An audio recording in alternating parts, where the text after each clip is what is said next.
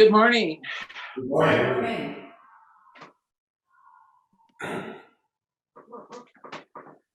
Oh, beautiful day here in Kansas. Sun's just peeking out. We finally had rain. The last 4 years, we've had less. Can you hear me okay? Yeah, yes. Okay. The last 4 years, we've had less than 10 inches of rain, which is the official. I'm hearing an echo. There's something I need to do. You may need to mute Des Moines Zen Center. You might just turn off the. Okay. The last few years, we've had less than 10 inches of rain a year, which is the classification of a desert. So when I see people watering their lawns, I really want to go say, don't do that. This is a desert. But we've had enough rain now that everything is beautiful and green, and not a single person has complained about the rain here. So nice to sleep with the windows open. I look at my window, I look outside, that's why I'm looking over there, and have the birds wake me up. I wish to thank everyone for coming today, and I thank you, tech team, for making this possible. I'll say the positive thing about COVID is I am not isolated here in Kansas. I have Sanghas I interact with and I'm very involved with, so that's nice. I had knee surgery about 3 weeks ago, and I am sure the doctor said in a few days you'll be up and around. It was just a little meniscus tear, but it was worse than she thought. So I'm just now getting up and moving around. So where do I turn to whenever I'm in distress? My Lotus Sutra. I love the Lotus Sutra. And a few years ago, our Grand Rapids Dharma study group, at my insistence, we decided to study the Lotus Sutra. And the person in charge brought this book, Stories of the Lotus Sutra by Jean Reeves. And me, being me, I said, oh, we don't use the stories of the Lotus Sutra. We study the real Lotus Sutra. And Hung Soo, who's known me for 7 years now, kind of rolled his eyes. I love this book. I read it all the time. I go back to it. It's easy, to the point, and I find I get a lot more out of it when I just read the stories of the Lotus Sutra. A word about the Lotus Sutra. Everything's said twice, once in verse and once in prose. And sometimes it's a little, how can I say this politely, overdone. The first time I read it, I had to force myself to read page after page about the millions of bodhisattvas that came to see the Buddha, because I just had to tell myself, if this has been handed down for 2,600 years, I need to read it. But sometimes I'll just say the Lotus Sutra is not a beginning text. Chapter 3 in the Lotus Sutra discusses an interesting situation. The chapter's is entitled A Parable, and there's children playing that not listening to their father. The opening segment of this chapter, I'm just going to read a bit of it, and it's describing a house, so you can kind of get the idea of what the Lotus Sutra says. I'll probably read more than I should, but I just don't know how to cut it down any farther. Suppose there was an affluent man who had a large house, and this house is very old, on the verge of collapsing. The halls were extremely dangerous. The pillar bases were rotten and disintegrating. The beams and framework dangerously tilted. The stairways were falling apart. The fences and walls were cracked and plaster was peeling off. The thatched roof was falling down. The whole place was covered with filth. 500 people lived there. And moving about helter-skelter, there were kites and owls and eagles and owls and crows and magpies, doves, pigeons, lizards, snakes, vipers, scorpions, centipede, millipedes, and it goes on like that a bit longer. There were places that were overflowing with excrement. All kinds of bugs had gathered there. There were foxes, wolves, vermin, devouring, trampling, gnawing on corpses, scattering bones and flesh all around, biting, snarling, and barking at each other. The last line is, the house was terrifying. That's typical Lotus Sutra. We have a vivid idea of what that house looked like. Not only was the house falling down, but there are animals, corpses, fighting. Not a place I'd want to hang out, and certainly not a place I'd let my kids play. Typical Lotus Sutra, a little overdone, but it's trying to make a point. This is the worst house you have ever seen. As one hears about the bad condition of the house, we hear the owner's children are in the house as it catches fire. And then the father comes home. The father was off and about. The father is also called the householder or the affluent man. So he comes home and sees a house on fire. The hungry ghosts with their hair on fire, ravenous, thirsty, and suffering from the heat, frantically scurried about. The house was extremely terrifying with poison and fire. And on later, the householder who was standing outside the entrance heard someone say, just a moment ago, in the midst of all their play, that your children entered this house. Being young and ignorant, they're playing games. Hearing this, the affluent man was startled and went into the house to save them from the fire. If your kids were playing in this house, even if the house wasn't on fire, you'd go in there and save those kids. The story goes on where the kids were very involved with their games. When my son was about 10, we went to a store, a big box store, and he disappeared. I was looking for him. We had him paged. The security were looking for him. They had put security team at the door to make sure nobody took out a 10-year-old boy in a blue coat. We were this close to calling the police for a missing person when somebody found him in the computer department playing games. Mom was a little angry at that moment. Didn't you hear me? But yes, and I read this, of course. A 10-year-old could be playing computer games and not realize the house was on fire. So back to the Lotus Sutra. The children, being ignorant, did not listen to their father's warning. Still attached to their games, they kept right on playing. So, using skillful means, the father said, I have a variety of unusual toys, such as fine carts adorned with beautiful treasures, yoked to sheep, deer, and oxen that are just outside the gate.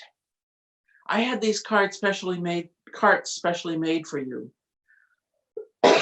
Hearing about the carts, the children immediately went to push each other out of the way to get out of the house, arriving in an open area, and thus they escaped disaster.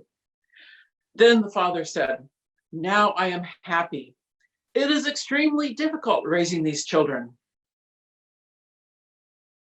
And I like that line. It is extremely difficult raising these children.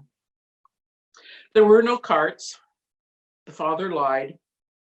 The parable went on to discuss how the father went out and bought some beautiful new carts. So eventually the children were given gifts. Being a story told by the Buddha, everything in the story means so many things. The deer cart, the sheep cart, the goat cart, each one has a symbolic meaning that I'm not going to go into here. The new beautiful carts were given after they left the house. Those also were described in detail with a lot of symbolism. Along with the whole idea of the father using expedient means to rescue his children from the burning house.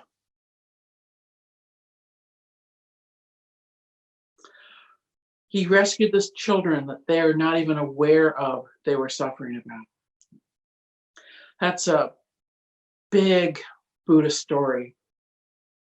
But I'm not going to go there because you guys have to have something to read and discover on your own in the Lotus Sutra. Instead, I'm going to talk about how we all sit in our burning houses and may not realize it's time to leave.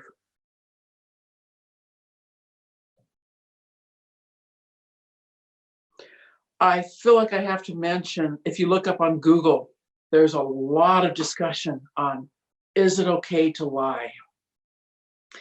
And I think if that's a main point you get out of reading the Lotus Sutra, that it's okay to lie, you're missing some big points. Because that's not the main point.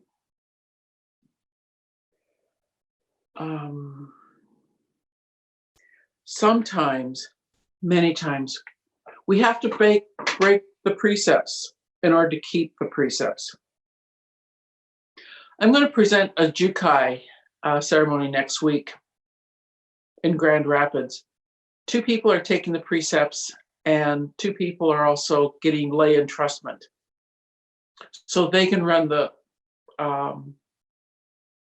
Sangha up in Grand Rapids.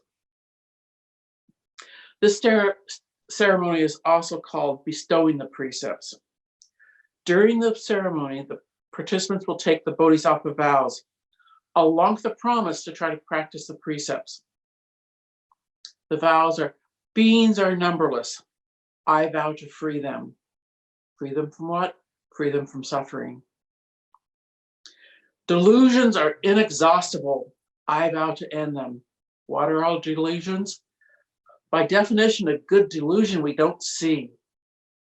Sometimes we need somebody to come by and say, hello, your house is on fire, maybe you should leave. Dharma gates are boundless. I vow to enter them. Everything is Dharma. Everything is Dharma.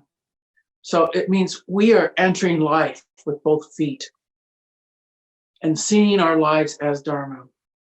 The 4th one, Buddha's way is unsurpassable. I vow to realize it.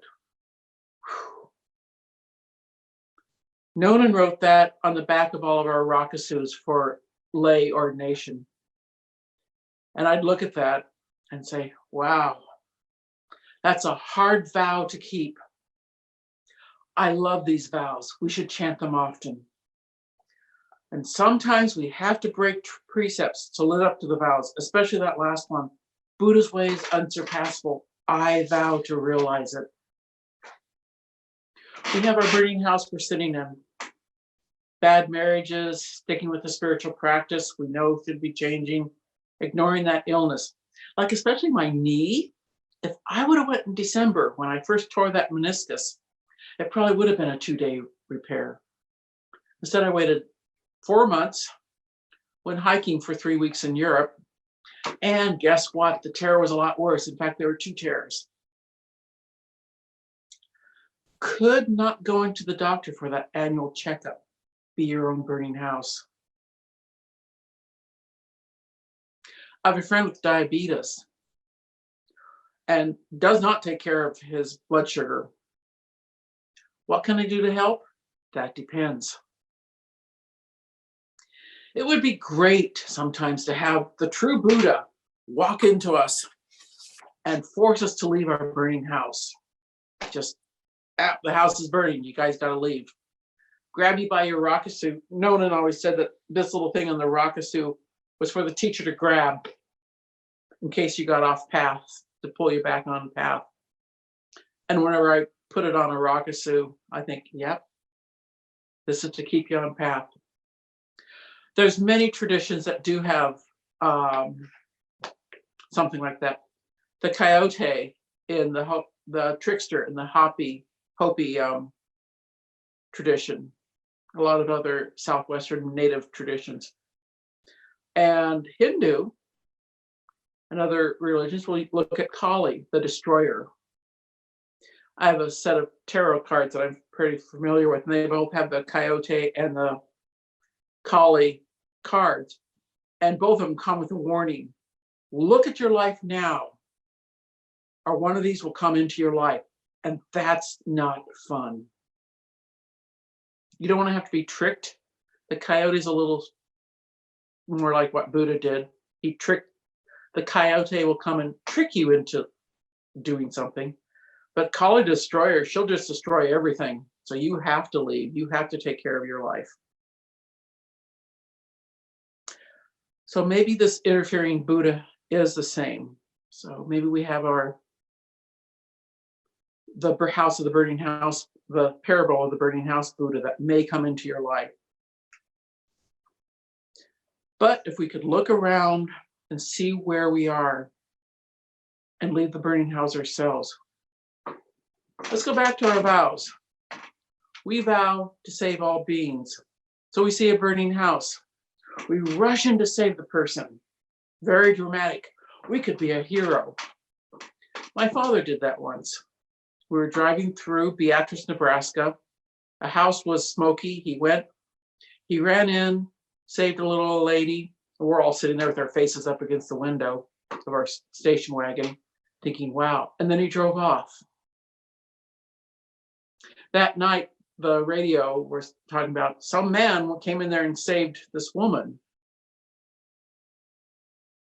Not many of us ever have the chance to do that. My dad was not a good guy, and he was a really crappy father. But he saw the burning house. He ran in and saved an old woman.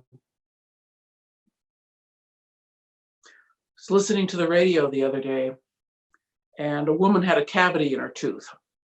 She went to the dentist, had it filled, went back for the follow-up appointment, and she arrived, and the receptionist said, "Oh, you don't have an appointment." The dentist heard her from the other room and came out and gave her a big hug and said, "Oh, you're alive." The woman said, "Yeah." He said, "I called your house and they said you were dead. Well, come in, we'll take care of your tooth." The backstory is a woman was on the verge of suicide. And to have someone walk in and give her a hug and say, "I'm so glad you're alive," made a difference. The dentist doesn't know it, but he rescued that woman from the burning house.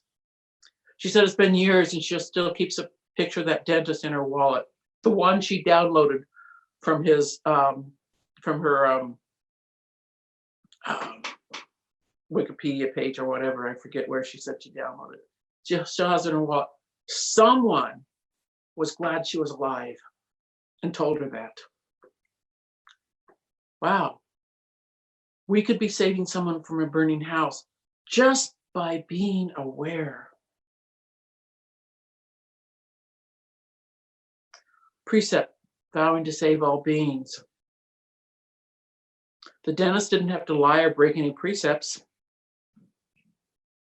And she probably had no idea that she saved this woman. We have no idea how many beings we save from suffering. We free from their suffering. We're walking past these burning houses all the time. And this is something I think every Dharma talk I touch on, because it's what I'm really working on. How do we take our practice into our day-to-day lives? If we just come here on Sunday and sit for 40 minutes and listen to somebody go blah, blah, blah, blah, blah, and say, "Oh yeah, cool," and then do not take that practice into our day-to-day lives, what do we say? My first teacher, Nonan, first lesson I ever got from him was, pay attention. Your life depends on it. At the time, I thought, wow, that's ridiculous. My life doesn't depend on paying attention. That was spring of 2002. Yeah, my life does depend on it. And also I'm realizing other lives depend on it too. The dentist could have just said, "Oh, she's here. I thought she was dead," and went on filling the tooth she was working on. My dad could have said, "I want to go home. I don't have time to stop at the burning house." I could bring chocolate pudding cake to my friend with diabetes because I know it's his favorite cake, and say, "Hey, it's his job to regulate his own blood sugar," knowing that he will sit down and eat the whole cake. Pay attention to your house and also pay attention to others.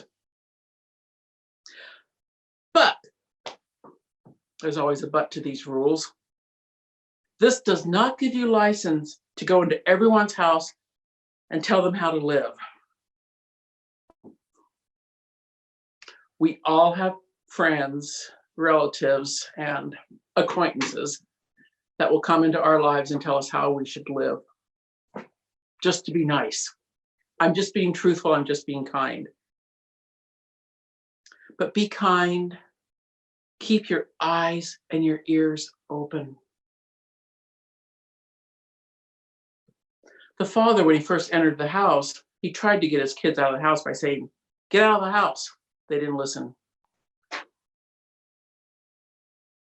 So be kind, open your heart, and keep your ego out of the story. My dad did not rescue that woman so he could get his name in the paper.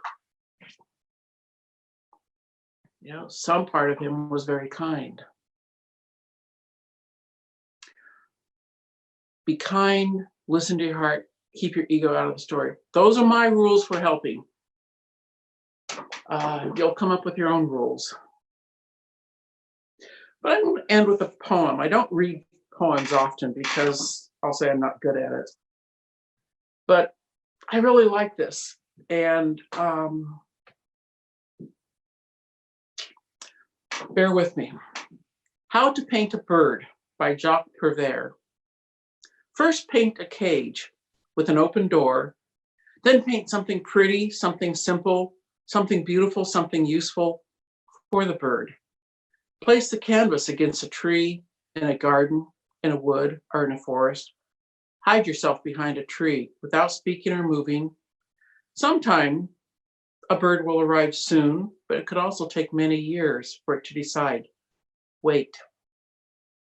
Wait if necessary for years. The rapidity or slowness of the arrival of the bird has no connection to the success of the painting. When the bird arrives, if it arrives, observe the most profound silence. Wait until your bird enters the cage. And when it has entered, gently close the door with the brush and then erase one by one all of the bars, while being careful not to touch the bird. Then make a portrait of the bird. Then make a portrait of the tree, choosing the most beautiful of its branches for the bird. Paint the green foliage and the freshness of the wind, the dust of the sun. Then the noise of the creatures in the grass or the heat of the summer, and then wait for the bird to decide to sing. Then, when the bird sings, it's a sign. But if the bird sings, it's a good sign. And with that sign, you can sign the painting. You gently pull out one of the bird's feather and put your name in the corner. I think that is how we pull people out of the burning house. And I think this sums it up. You're gentle, you're kind, you wait. Pay attention. Our lives depend on it. Your life depends on it. My life depends on it.